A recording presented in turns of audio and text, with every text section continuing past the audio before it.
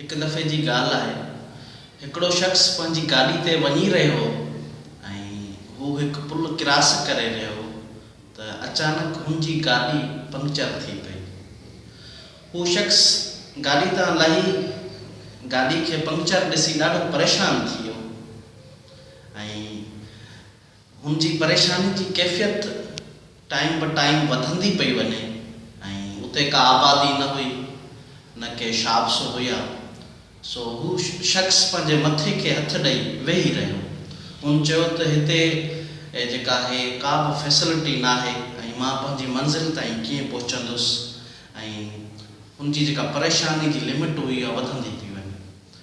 अचानक हिकु ग़रीब हारी अचे पियो सादे लिबास में ऐं जंहिं महिल हिन शख़्स खे ॾिठईं परेशानी वारी हालत में त हिन वटि बीही ऐं पुछईंसि त तव्हां सां छा मसइलो आहे। हुन चयो बाबा मूंसां को बि मसइलो न आहे। हुन कावड़ मां हुनखे जवाबु ॾिनो त ऐं तव्हां वञी पंहिंजो कमु कयो। ग़रीब वरी हुन खां पुछा कई छा मां तव्हांजी का मदद करे सघां थो। हुन चयो न, तव्हां मूंखे अकेलो छॾियो।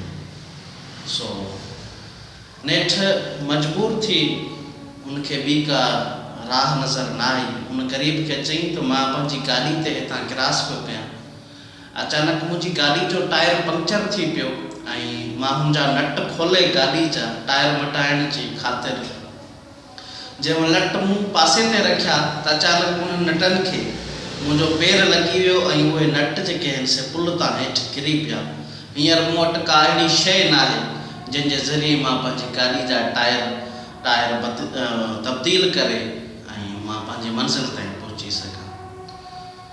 हुन ग़रीब शख़्स हुनखे मुस्कुराईंदे हिकु सलाह ॾिनी त हितां खां 8 खां 10 किलोमीटर परे टायरनि जे बदिलाइण जो हिकिड़ी फैसिलिटी आहे, शॉप आहे।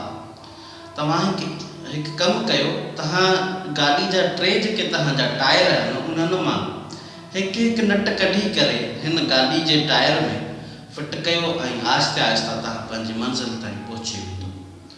इहा ॻाल्हि ॿुधी हू शख़्स ॾाढो ख़ुशि थियो ऐं हुन ग़रीब शख़्स जा ठोरा मञा ऐं हुन ईअं ई कयो ऐं पंहिंजी मंज़िल ताईं पहुतो। दोस्तो, हिन कहाणी जो मक़सदु आहे त माण्हू ॿिनि क़िस्मनि जा हूंदा आहिनि।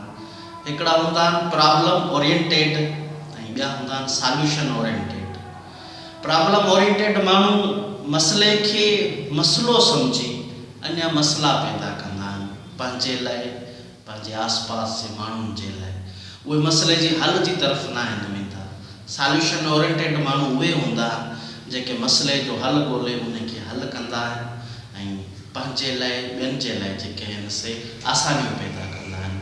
मुंहिंजी सभिनी दोस्तनि खे सलाह आहे त सॉल्यूशन ओरिएंटेड थियो, मसइलनि जो हल कढो, उन्हनि खे हल कयो ऐं सब्र अख़्तियार कयो। वॾी महिरबानी।